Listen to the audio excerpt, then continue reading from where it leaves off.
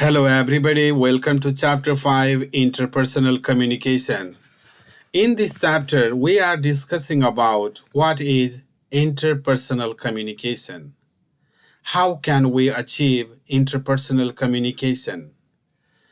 How interpersonal communication plays significant role while providing safe and effective care to the client, while coordinating the care with the family and the team members, as well as more significantly, how we communicate with our clients in an effective manner. Let's begin. How this communication process takes place and what is the significance of those communication process. Good interpersonal communication is needed to provide safe and effective care to our clients. No matter what setting we work as a support worker, we must have good interpersonal communication.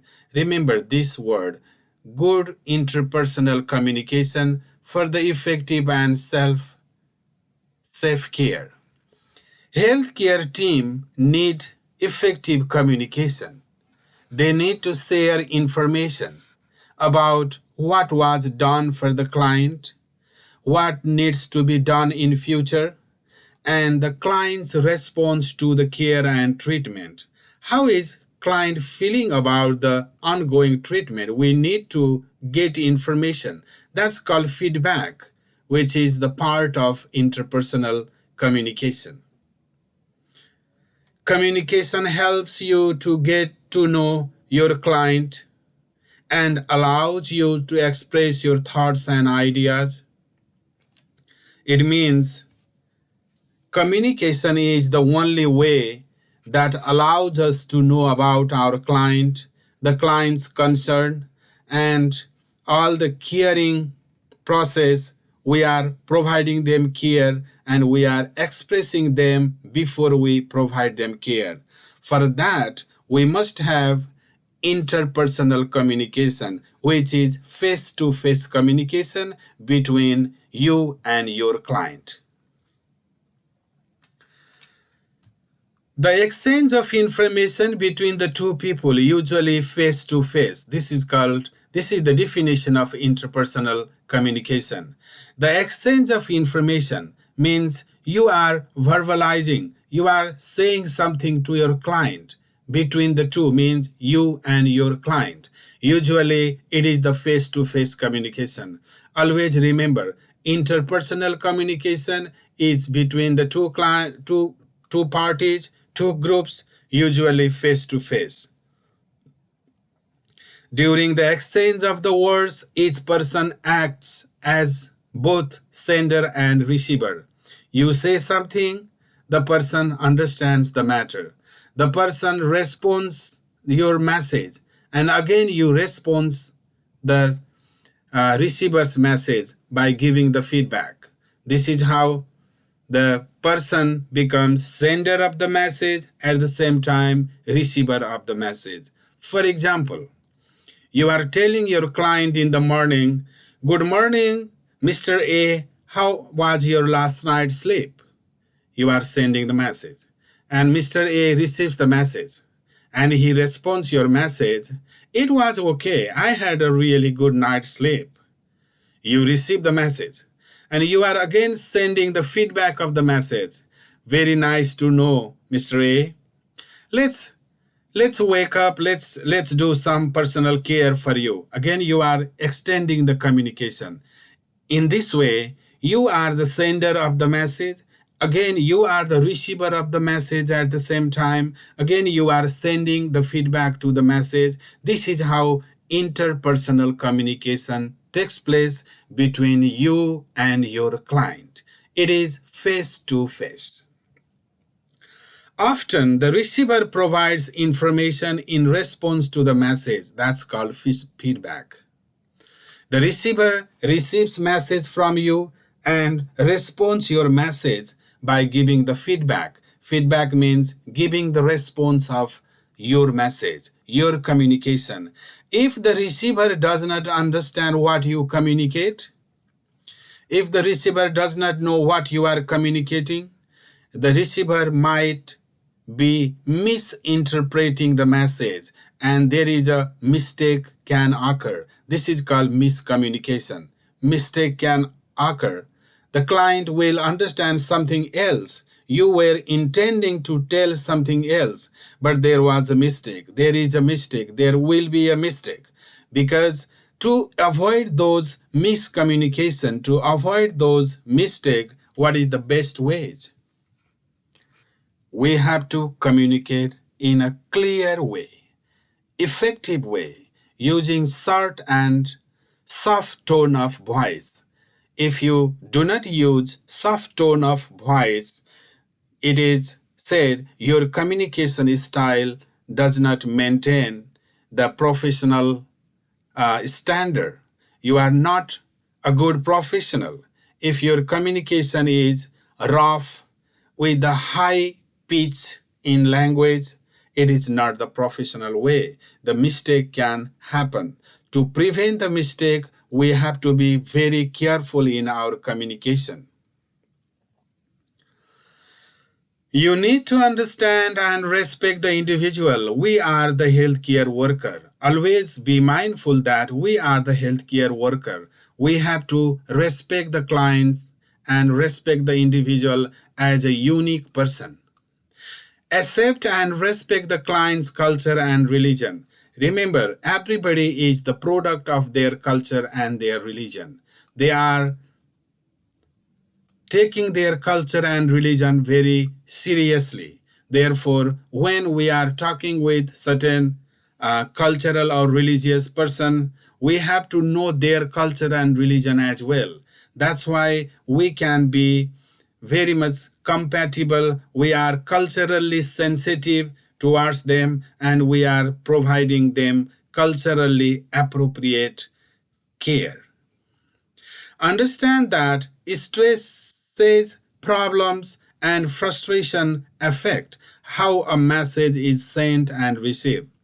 Both the parties, the sender of the message and the receiver of the message, may be having these issues like stresses. Healthcare workers often have a heavy duty, they have a stress. They may have certain problem at individual level, professional level, or family level. Even if they have a profession, they have a problems.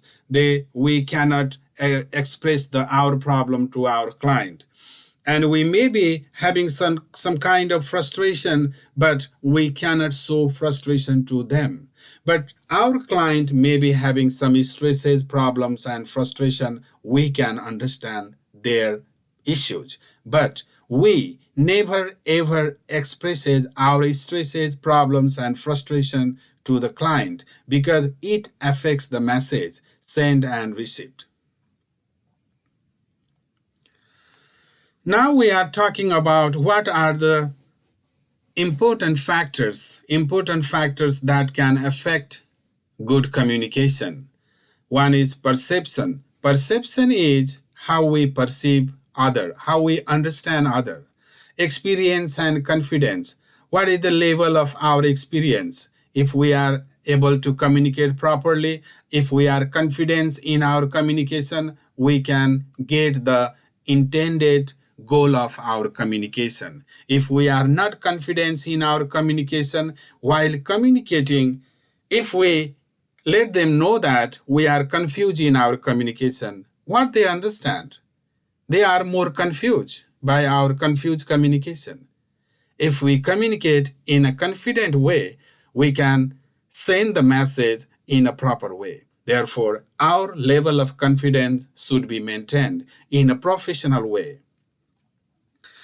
Similarly, physical and mental health. If the client is physically having issues or certain mental condition is there as the underlying mental health issues, the client may be processing the matter, processing the communication in a different way. So expect many things. Do not expect what you intend. some client may be responding you in a different way, but you have to accept it. You have to accept it because you have to show empathy. You cannot be generalizing them. It is the disease process, not the person. Try to separate the person from the disease. The person is good when the person has a certain health issue, the person shows those type of behavior. We have to understand like that. We have to develop our competencies like that, and then only we can understand others. Mood and emotion. Moods are always changing. Certain diseases are affecting the person's mood, and emotions are also changing during the day or during the night. People sometimes feeling very bad and very sad. Sometimes the mood is changed. Sometimes people are showing some uh, violative mood, and they are showing their anger and frustration. We have to understand it. Values. People are always living their values. Some people, they think that they don't want to be touched by other people. They want to eat that typical types of foods only in the lunch, in the dinner. We have to understand what value our client have. Beliefs and cultural influences. Certain beliefs are there. We are the product of our culture. Everybody is the product of their own culture. Their thinking and doing is always determined by, shaped by, reshaped by their culture. Therefore, we have to understand others' culture. It is called cultural competence. Gender. Gender plays significant role. In certain culture, female gender doesn't want any care provided by the male PSW. In certain culture, they are gender blind. They don't care any gender. They don't care male or female, but they need the care. Age. People in the advanced age, elderly people, their physiological condition is not helping them anymore. They can't hear properly. We have to be active listener to them. They cannot speak properly. So communication is speaking and hearing. We have to go in the close proximity while communicating with them. Still, we need to maintain the distance between we, the support worker, and our clients. Now, this is the age of electronic communication. People have the internet and email and cell phones and telecommunication. There are so many other social media. They are playing significant role in communication as well. Let's talk about what is a professional communication. If we can display the professional communication, this shows that we are professional. If we fail to communicate in a professional manner, we are a failed professional. We are no more a good support worker. Let's begin. Support worker have are valued member of the healthcare team. We are very much valued member of our healthcare team. Our responsibility is increasing day by day. It is important that they act professionally at all the times. All the healthcare professional, including the doctors, nurses, and PSW and other members, they have to act in a professional manner all the times. Important part of the professionalism involves professional communication. In a professional way, we start the communication from socializing way, saying hello, good morning, how are you? How are you doing today? How is everything? Are you okay? Like these are the general ways of communication in the society. Avoid the slang. Slangs are the typical words in different languages which are not um, commonly understood. That's why we have to use standard word, standard terminology, not the slang words. And the swearing words. I swear to God. Some people have the bad habit of bringing the God in the wrong situation. Don't swear with the God and other things. Workplace etiquette. It's a workplace etiquette means it's a kind of culture in the workplace. When we communicate with people, we get the message, we express the message. This is a communication, standard communication ways in the workplace environment. Confidentiality, remember, this is a big terminology, confidentiality. In our team, we may have a different plan. We have to maintain the confidentiality. Again, our personal life may have certain things going on. We have to maintain the confidentiality with the client. Do not give your phone number, your home address, and your postal code to the client.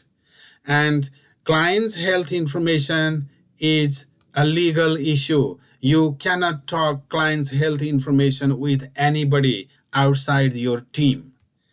Even to your family member, you are not allowed to discuss about your client's health condition and everything, because this is a legal issue, this is a confidentiality matter, and it is very, very important to maintain the confidentiality. That makes us a good professional. Let's talk about verbal communication. What do you mean by verbal communication? In verbal communication, we use language. No matter what language, English language, French language, other language, there are so many languages. Choose words carefully while using the communication, verbal communication. The effective communication takes place when you use the word effectively, you choose the word effectively. If you choose inappropriate word, you fail to communicate verbally effectively. Be aware that emotion can affect communication. When you are showing your emotion while communicating, your emotion as a support worker, as a healthcare professional, should be full of empathy. You have to see the world from your client's eyes. Do not impose your decision to the client, rather follow client's decision. Use simple everyday language. Do not use difficult jargons, difficult terminologies. Use everyday language so that communication can take place effectively. Speak clearly. You have to speak very clearly, slowly. Let the person process, let the person have enough time to process your message, and distinctly in a different way. Use visual clues. You can have a visual clues. If you show the picture of a pen to the client will be verbalizing, yes, this is a place I am having pain. These are called visual cues. You can show the picture, you can show the big letters designed for the person who have visually impaired, who are visually weak, for the communication. Control volume and tone of voice. Remember, you cannot yell at people by the loud volume of your voice and rough tone of voice. You have to be very, very precise, very nice, simple way. You have to use the natural tone of the voice, soft tone of voice, and you have to control the volume. If you do not control the volume, you look to be yelling at somebody and the communication does not take place. A brief and concise. Your communication should not be so much lengthy. It should be clear and concise. Concise means short. Present information in a logical manner. Be organized when you are talking with the person. Talk in an organizational way so that the person has easy understanding. If you speak in a plain way, in an organizational way, person can understand your intended message, and the communication, the verbal communication takes place. Ask one question at a time. Don't give jumble of question. People will be more confused. Ask one at a time. Determine understanding. You just check if the person has understood your message or not. You can double check with that. Determine the understanding. Do not pretend to understand. And when your client is telling you something and you don't understand, but you are lying to the client that you understood, don't pretend you understood. If you have not understood, ask for the repeat very politely. Would you mind repeating this? I didn't understand in clear way. I want to clarify it. Would you mind clarifying your sentence once again? You have to speak very nicely, very politely. Humor. A sense of humor is very important in communication. It makes people smile at you, laugh at you, which is very good. It makes people happy. Important and often under underused. Sometimes people do not like to use the humor. Communication technique. Important and often underused communication technique. Research has shown that regular laughter reduces tension, increases trust. See, because of the humor is related with laughter. And laughter reduces tension, increases trust, and promotes bonding. Bonding means you are making the established relation. You are being very close to your client, and client has a trust on you. You are being counted on. That's why you have to use humor. But remember, using humor in all situation is not good. We have to figure out the appropriate situation where we can use some humor, we can use some sense of humor, and we can make the people laugh. If the people are in the pain, don't use the humor. That makes the pain even worse, because you are not expressing your empathy. Ensure humor is appropriate to the clients and their culture. Some culture may not accept humor, some culture may accept the humor. You have to know the appropriateness of the humor, the timing of the humor. According to the situation, we have to decide whether it's good to use humor or not. Nonverbal communication. Nonverbal communication, it covers the very, very bigger area of communication. Does not use words. See, communication without using the word is called nonverbal communication. Messages are sent through the body language. If you are if your body language is receptive, if you are open to your body language, you have a gentle touch, it means you are expressing your love and care. And the use of silence, which is very important. Use of silence is very, very important. Nonverbal messages more accurately reflect a client's feeling than words do. Remember, nonverbal communication is more powerful than verbal communication. What is the example of nonverbal communication? If the client is having pain, extreme pain, we can see the facial grimacing on the client's face, on the client's body. So, nonverbal communication, the literature book of nursing literature book says that nonverbal communication is more effective than verbal communication. Therefore, we use body language, we use facial gesture and posture, bodily gesture and posture to communicate. Even we use the silence when there is a sensitive area where our communication does not um, communicate properly. We use the silence technique, which is also a kind of communication. Body language. We may not be aware of our body language while communicating with our client. But body language is very significant. Body language includes posture, appearance, facial expression, eye contact, gestures, and body movement. These are the significant aspect of body language.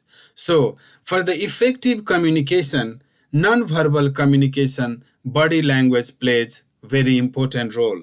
If you are making your face in a odd way while communicating, it means you are showing your anger, you are showing your disinterestedness, or you are showing your um, uh, frustration to the client. If you are communicating without eye contact, it is considered dishonest. People send message with their body language. Be sensitive to your client's body language as well. What is the body language of your own and your client's body language? That determines the communication, the effectiveness of communication. The way you act and move shows interest or lack of interest. Your body language is the mirror. It is telling the truth what you are actually you are focusing on your communication or not. Similarly, touch. Touch is very important, but be careful before you touch. You have to ask the person. You cannot touch and you can touch. It depends on what situation, whom are you touching, why are you touching. It depends, everything depends on everything. Conveys warmth. You can touch to convey your warmth, your for the comfort. For affection, you are showing your love and care, trust, concern, and reassurance. You can touch for these purposes. The meaning of touch depends on a person's age.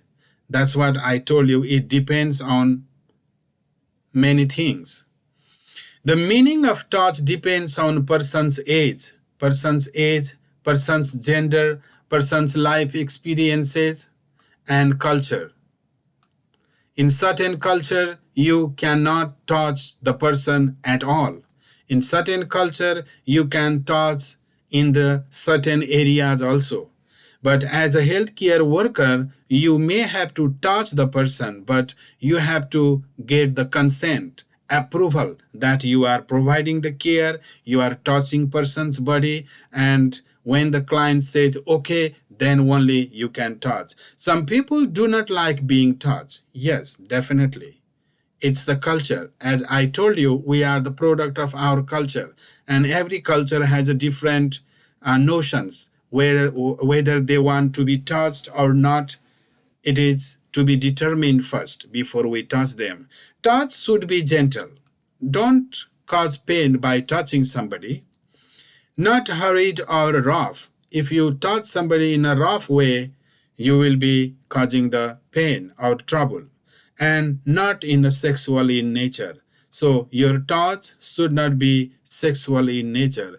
If your touch is sexual in nature, it is called sexually abuse. You are abusing the person sexually. You will be having the criminal charges of your touch. That's why it's very, very important to know whom we are touching, where we are touching, why we are touching. We are touching after the approval, consent of the client or not. It is very important part. It is very important that you ask your client for permission each time you touch. See, this is the approval, this is the consent. You touch his body or possession. Possession means the client's things. You are touching the client's wallet, you have to ask. If you are touching some other stuff, you have to ask. Silence. The use of silence also conveys messages. It can communicate, it can convey the acceptance. If somebody is silent, you are telling something and the person is not responding, reacting, it means the person accepts you. Or at the same time, the difficult thing is silence may be rejection. It may cause fear. It may tell fear, or we need to think. Silence means it's not giving the clear cut feedback. So we may have to think about that. So determine what is the meaning of silence the person demonstrating. During the sad times, you may not need to say anything. When somebody is mourning after the death of loved one, you don't need to say anything. You just maintain the silence. Useful when making difficult decision. When you are making some difficult decision, maintain the silence. Silence gives you some uh, consolation. You are having trouble with something, with somebody, maintain the silence. When a person is upset, we have to maintain the silence and we can approach the person later. Silence can show respect and empathy at the same time. So if you are seeing something, uh, sad event, and you are maintaining the silence, it says that you are accepting that, and you are paying the respect, and you are looking everything from their eyes. It's called empathy, and this is a great acceptance. Similarly, what are the communication methods? How we can communicate? It is passive communication, active communication, how much interest we are using in the communication.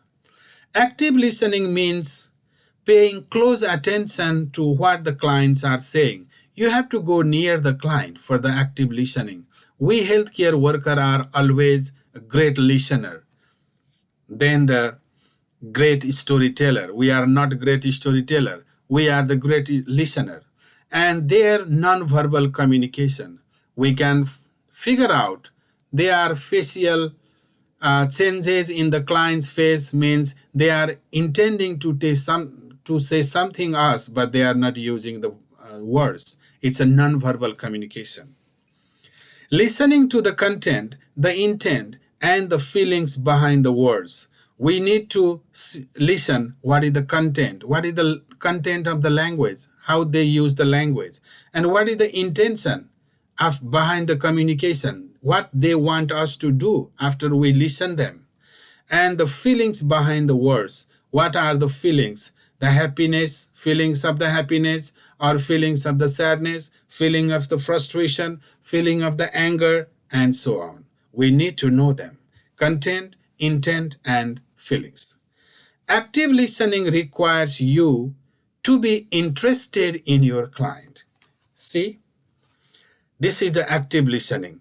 If somebody asks you what is the best way of communication with the client, you say active listening. You are a great listener. You have to verify that, you have to justify that you are a great listener. Then you are a good professional in healthcare field, and so that you care.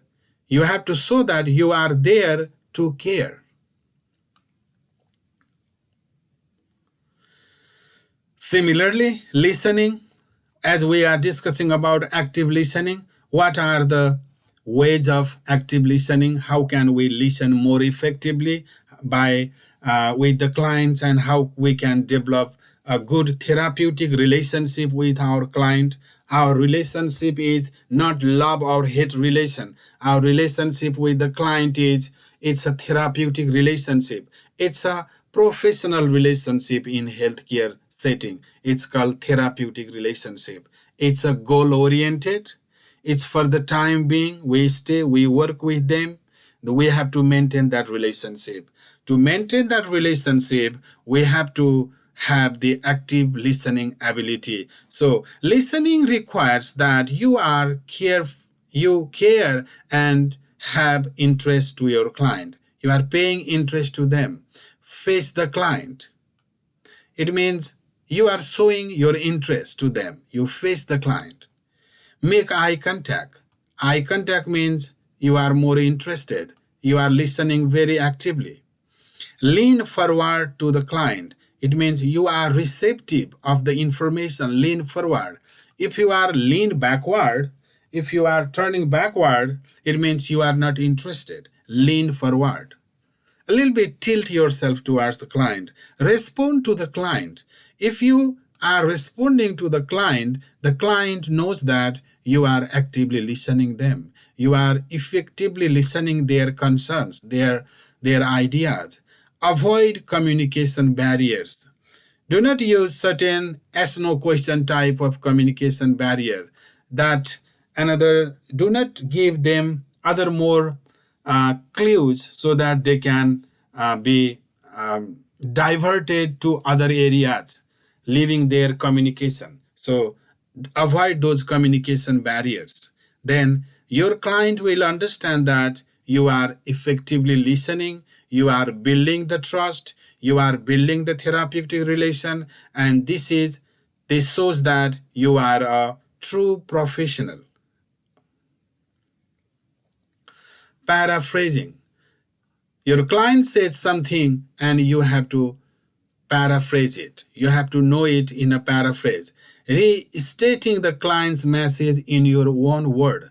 You are again restating the client's word in your own words so that you understand clearly what the client intends to say. Paraphrasing serves three purposes. It shows you are listening, it's clear. Again, it lets the client see if you understand the message or sent. When the client is telling something, let the client know that this is how you understand by him or her. It promotes further communication. So, if the client determines that you are understanding the communication, what the client has said you, that it promotes the further communication. The further communication will taking place. If you understand what the client does not intend, the client may stop the communication. That's why we have to listen them, we have to paraphrase them. It shows that we are really interested in their message. Empathetic listening. Empathetic means this is a very, very important word in healthcare facility, healthcare area. Empathetic, it means we see the world from their perspective, from their eyes. Again, it is said we have to put ourselves in their shoes. Then we understand what they want to understand. This is how empathetic listening works. Means being open to and trying to understand the experiences and feelings of others. This is an open way of understanding our attempt to understand the feelings and experiences of our client. It can help reduce the feelings of loneliness. It can reduce the feelings of loneliness. It can create trust between you and the client. If there is a trust between you and the client, then it is very important. Avoid quick, thoughtless response. Example, I know how you feel. I feel sorry for that. It's not good. I feel bad for you. These are certain quick, thoughtless responses. We have to avoid these. We remember once again how you feel. I feel sorry for you. What this sentence is, this sentence showing empathy or sympathy? This sentence is showing sympathy. I feel sorry. You feel sorry for other means you are being judgmental. You know them. It's not empathy. It's sympathy. It's you are being judgmental here. Asking closed question. There are two type of question. One is open-ended question, one is closed-ended question. If you ask the open-ended question, your client will understand many things. He will tell many more answers for the question. Focus on specific information. Don't generalize the information. Be specific. Some closed questions have yes or no answer. So asking closed question. Sometimes you are asking the closed question, and most of the time you are asking the open-ended question. Tell me more about that, you say. If you say, Mr. A, do you want to drink coffee? He will answer no.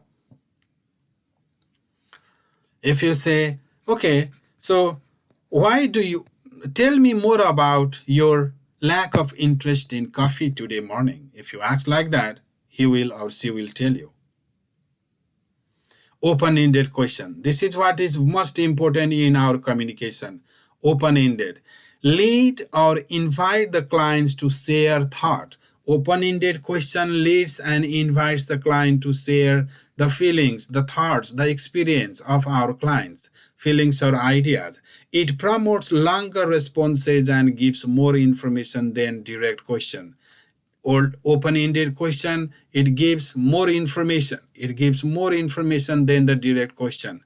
Encourage the client to talk. Can you describe your pain? The client will tell you the big story of how he or she is feeling the pain. If you say, what I can do to make you more comfortable, this type of thing, the client will tell you all the way the client needs there.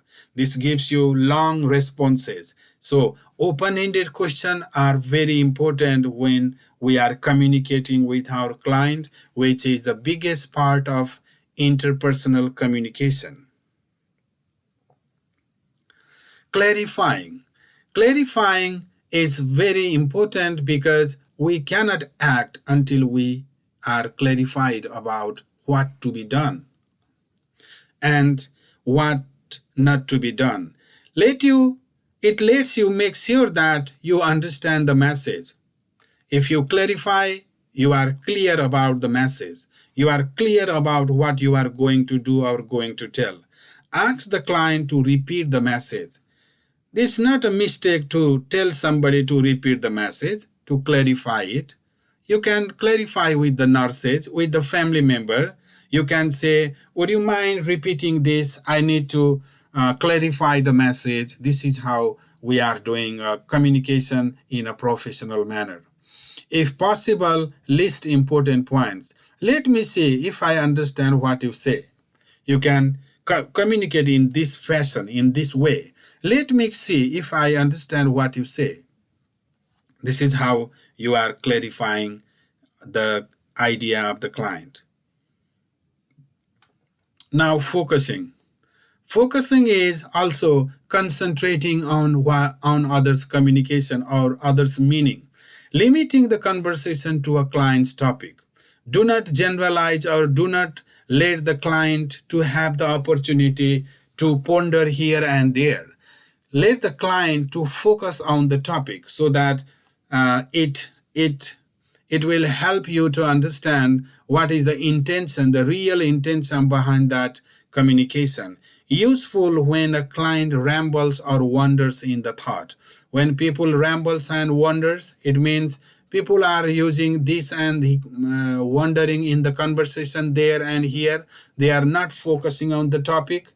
It makes difficult for us to understand what they actually want to tell us. Let's talk about your supper and what you ate. See, you are you are just pinning, you are pointing the specific area what you ate. Let's talk about your supper today. Let's talk about your last night's sleep. How it was. Was it comfortable? You are letting them they you are bringing them in the situation of a specific conversation. This is called focusing. Similarly, there are so many barriers in the conversation, in the communication. It hinders the communication. It means the barrier to communication. Some barriers, such as vision and hearing. Client has a poor vision. Client do not recognize you. Client has a hearing aids. The client put the hearing aids on the client so that client has a chance to give you feedback. He or she can hears you.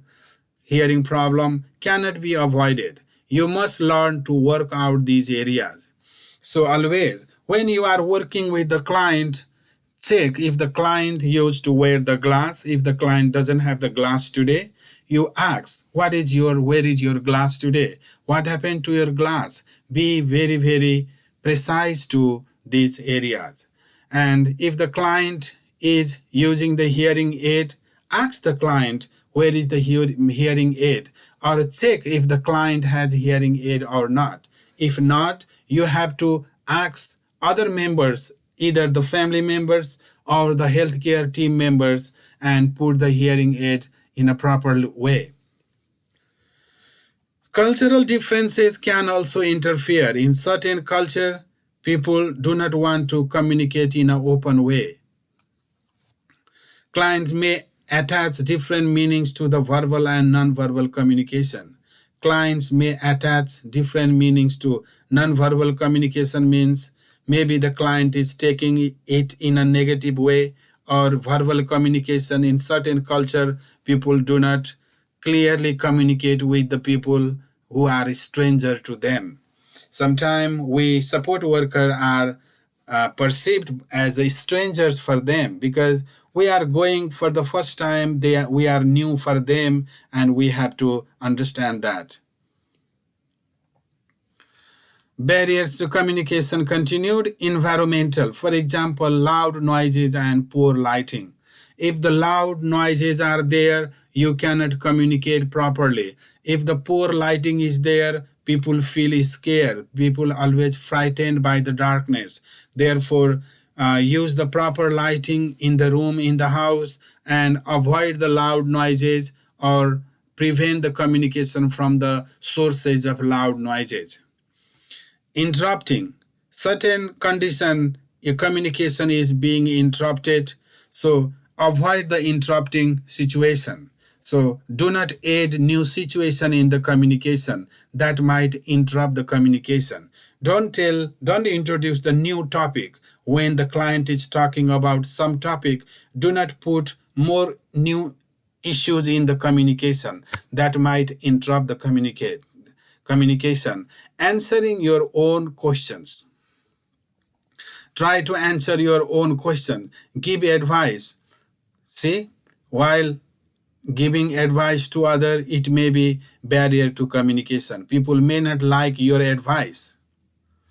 Minimizing problem, we have to minimize the problem, like the problems of the lights, problem of the noises, problem of other people's presence, other people. When other people come, client may not be comfortable talking with you.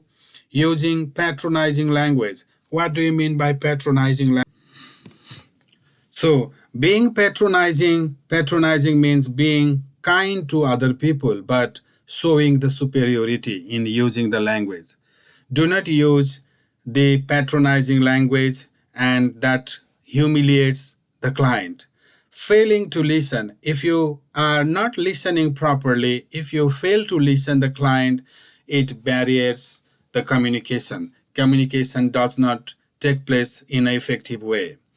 Similarly, some people have a defense mechanism. They try to defend themselves. They try to defend themselves. They do not accept the reality. Always they are defending themselves. Even if they are not doing good, they defend themselves. It is used subconsciously in a communication with others in order to delay or avoid uncomfortable feelings. People have a defensive ability. In healthcare setting, in a professional communication way, we cannot use the defense mechanism. A defense mechanism means it is we are trying to make clear in our thought and try to impose something on others. That means we are delaying or avoiding uncomfortable feelings. Short term or long term, positive or negative ways as a coping means. There are certain coping mechanism, and short term or long term effect we are using positive or negative ways as a coping mechanism that also impairs the communication. Denial, we are denying something. Displacement, we are displacing something by something else. We are using something in an alternative way. We displace, we replace something with something. Fantasizing means just by being the imaginary and telling something with the flight of imagination. Passive aggressiveness. There are two types of aggressiveness. One is passive, one is active. Passive aggressiveness means showing the anger for a long period of time, even after a long period of time, and the intention is just taking revenge sometime. That is called passive aggressiveness. Not all of the sudden people show the aggressive behavior, but they show the aggressive behavior by doing something else. Projection. We intend to do something, we project something. Rationalization. We try to rationalize, our client try to rationalize something. When they say something and they come to know that it is not a good idea, but they try to rationalize, they try to justify that. Regression. They regret something, what they say they regret. Repression. Repression means repress something, not telling, not allowing to tell, express. This is a problem, is expression, repression. It's like the terminology repression, suppression, oppression. Repression means uh, not allowing the person to express something. Submissiveness. This is a very, very negative way of submissiveness, just letting the peoples just to submit. Being submissive means following others, not giving their own idea. And suppression. Suppression means it's a kind of domination, not allowing other to express idea. This is called suppression. Suppression, repression, and oppression, these are the similar terminology in this ways of behaving with other, ways of communicating with other. These are people are using this type of style in unconscious or not unconscious, subconscious way to hinder the communication. Communicating with angry people. How we communicate with angry people. This is a very usual task with the mentally disabled people, mentally impaired people who are having certain mental health or neurological disorder. Anger is a common response to illness and disability. When somebody has an illness or disability, people are showing the anger. Even the physical diseases are related with the anger, not only the mental diseases. Can be communicated verbally or non-verbally. Sometimes people are yelling at other people. That's the verbal expression of anger. Non-verbal is they are showing the passive aggressiveness by doing something else, like banging the table after a while and something like that. That is passive or non-verbal way of showing the anger. Raised voice, using the very, very raised voice means we already talk about the volume control. They are speaking in a very loud voice, rapid speech. They are speaking very, very fast. People even don't have a chance to understand them. Clenched fist. They are showing the fist to other people, pointing the fist to other people. Refusal to speak or answer the question. This is a refusal of the communication. They don't want to speak their emotion. They don't want to speak what they feel. These are the day-to-day realities in mental health unit. People have these type of things. But good communication is important to prevent and deal with the anger. If your client is showing um, um, all these qualities, all these negative qualities, anger, frustration, we have to use a tool that is a good communication tool. We have to be always positive in dealing with those situations. Otherwise, we are making the situation even worse. Therefore, um, communication is very, very important for us to know. And in page number 80, communicating with angry client, there are so many points given there. I sincerely request you to go through those points which we already discussed here, and in the enlarged form you can see in those uh, um, those lines also in page number 80, box 5.2. Now we are talking about assertive type of communication. What is the assertiveness in communication? Assertiveness, thoughts and feelings are expressed very positively. It's the positive way of communication. It's not creating any negative vibes by doing some negative communication. We have to start assertive communication. It means positive communication and directly without offense to other. We have to communicate directly. It's an open communication. And when we communicate, we cannot blame other. We sometimes people have the habit of blaming others. You did that. The use of you word is always blaming for others. So assertive communication, we can use I word. If I were in that situation, I would rather do it. Like that. This is the best way of assertive communication style. Stand up for your rights while respecting the other's rights. You have to stand up your right. You have to verbalize your rights, and you have to respect others' right at the same time. It's like rights and duties. You have to do your duty and you have to claim your right, because rights and duties, they go together. Be confident. This is a level of our confidence. If we are competent, we are confident. If we have a knowledge, we are confident. If we lack the knowledge, we are confused. We cannot be confused because we are working with the confused population. Elderly population, sometimes they are confused and we have to reorient them. If we ourselves are confused, then the worst thing happen. And compose. We have to make something beautiful, attractive, artistic, and our communication should be very effective. It should have a assertive element underlying. It gives us positive vibe to other people, to the listener, and to us as well. Explaining procedures and tasks. So when you are explaining something and when you are getting the assignment for the day, what is the way of explaining the procedure, explaining the process, and receiving the tasks or giving others the tasks. Clients feel safer and more secure if they know or understand what is to be done. See here, clients always feel safer and they feel more secure if they know what they have to do or what you are going to do with them, know or understand what is to be done.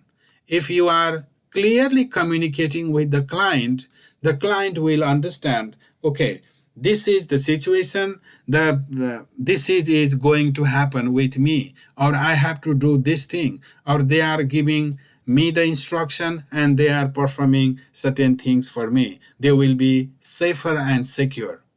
Explain why the procedure is done. For example, you are helping the nurse is doing catheterization. Person has a bladder movement problem. And you can listen or you can tell the client, okay, this is how the procedure is done. You are not doing the bladder scan or you are not doing the catheterization. You are doing, for example, you are changing the briefs and you are telling the client for the first time, okay, I will do this, I will clean front to back first, and I will change the linen, and I will put another briefs. You are just explaining the whole procedure to the client, and you have to double check if the client has understood you or not. If the client has understood, they will give you the permission, and they will feel safe and secure. So, why the procedure is done, you have to explain. Who will do it, you have to explain. Who will do it, you will do it.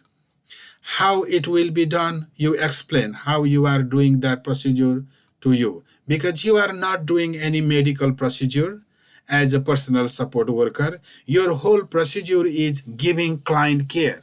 And you can explain what type of care you are giving, how you are taking them to the bathroom, or how you are changing the dress, how you are feeding them, how you are teaching them how to walk, which is called ambulation, walking in the hallway. Like you are explaining everything to them and they will understand what role they may play in the procedure. You have to clarify that. Okay, when I am turning you this way, you have to push me. You have to push your this body part a little bit to that way. It makes easier for you. Like that, when you are repositioning the client, you have to explain. You have to do this way, and then they will understand that this is the role they have to play.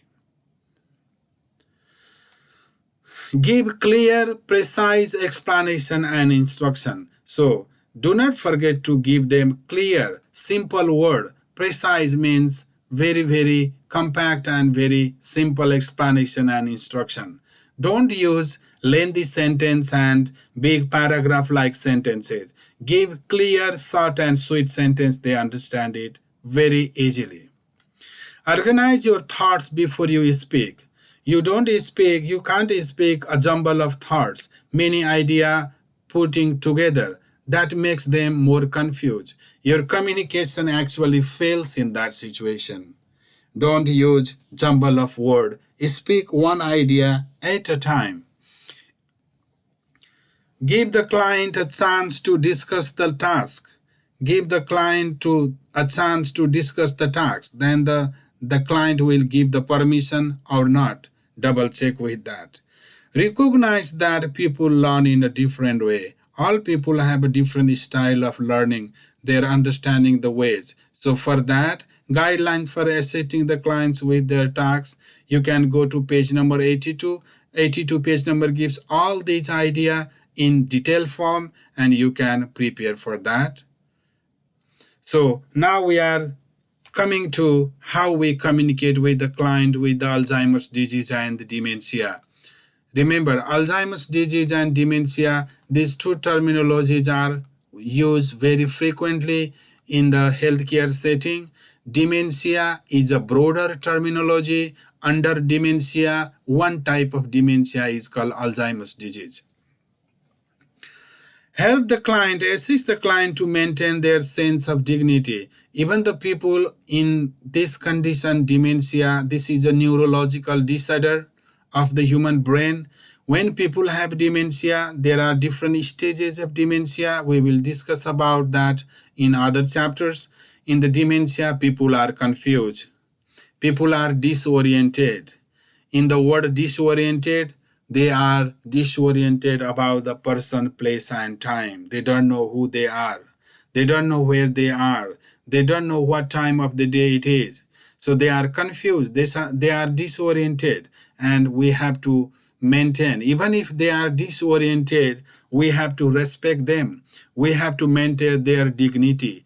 Dignity is the respect every human being deserves, and their identity. Everybody is unique. Everybody is special. We have to maintain their sense of dignity and identity. Think before you speak. Always determine what kind of language and what time of speaking is good. You have to determine. Speak clearly, calmly, and at a slight slower pace, because slower pace allows them to process the information. Slower pace allows them to understand the information. And avoid raising your voice. Do not use very, very high volume of your voice. Use the soft tone of voice. Try to be positive. You have to show your positive behavior. Avoid asking too many direct questions. They don't answer you. They are sometimes in a combative mood, in a fighting mood, in an aggressive mood. Do not use too many questions that deviates them. And try not to ask the person to make complicated decision, because they are already confused. They are confused of so many things. This dementia, they have a loss of recent memory and they have only the past memory, and they will get more confused. Try not to speak very much to these people. Speak very concisely, very precisely, short and sweet sentences they understand. There are tips of communication with the dementia, page number 82. Let's go to page number 82. Okay. In the page number 82, you will be getting the same idea which we discussed here. Before you speak, just make sure that you are going to talk what you are going to talk about. It may be useful to have an idea for the particular topic ready, or ask yourself when you want to achieve from the conversation. Similarly, when you are speaking with the client, there speak clearly and calmly, speak at a slightly slower pace, allowing the time between the sentence for the person to process the information and to respond it back. This might seem like an uncomfortable pause to you, but it is very important for the client to understand you. Avoid speaking sharply or raising your tone of voice, as this may distress the person. Person feel very much irritated by your tone of voice. That's why you have to use very soft tone of voice. Use short and simple sentences. Don't talk about people with dementia as if they are not there, or talk to them as you would to a young child. Show your respect and patience. Humor can keep to bring you to closer together. Sometimes you have to use humor. Try to include the person in conversation with others. You may find this easier if you adopt the way you say something slightly. Being included in the social group can help people with the dementia to preserve their sense of identity. Let the person feel that they are a unique human being, they are uniquely important in the situation. So, what to say, when what you have to say there, try to be positive, avoid asking too many questions, try not to ask the person to mark complicated decision. Giving someone a choice is very, very important. Generally, if people are confused, you can give two choices, either this or that. If you give more choices, it will make them even more confused. And thank you for your patience listening to lecture, and I will encourage you to go with the books and read the slides together. Thank you. Have a good day.